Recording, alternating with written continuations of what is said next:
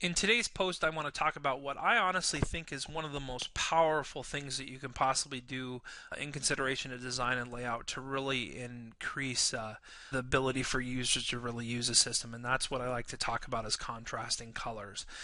Sometimes what we forget is that the internet, we're looking at screens, you're staring at the screens.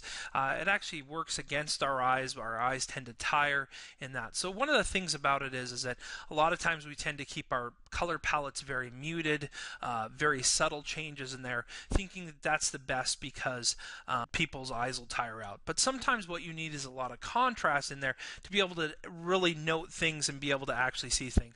What you see in front of you here again is kind of using an extreme theme, but overall the one thing you'll kind of notice is that the eyes really have a hard time not only in kind of contrasting this and really noting that this is an individual paragraph element in that from what you see up here, but also from right next to it. So you don't necessarily visually see the separation in your eyes that you naturally should on how that kind of all separates out from paragraph to paragraph. So what do you do with this? Well, you've got to use contrast, and contrast actually helps us visually separate things.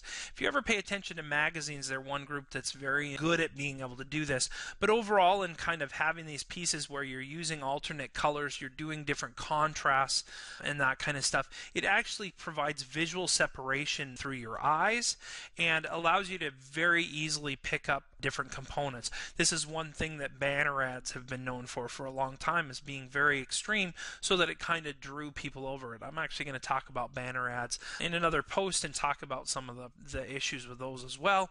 But overall, using some type of contrast in there, and even though these contrasts right here are very muted, you can see it's the whole blue on blue on blue. Overall, you can go very extreme, especially when you want to pull something and draw people's eyes to it. Using a much more extreme background color can not only separate things, but it can also draw people's attention.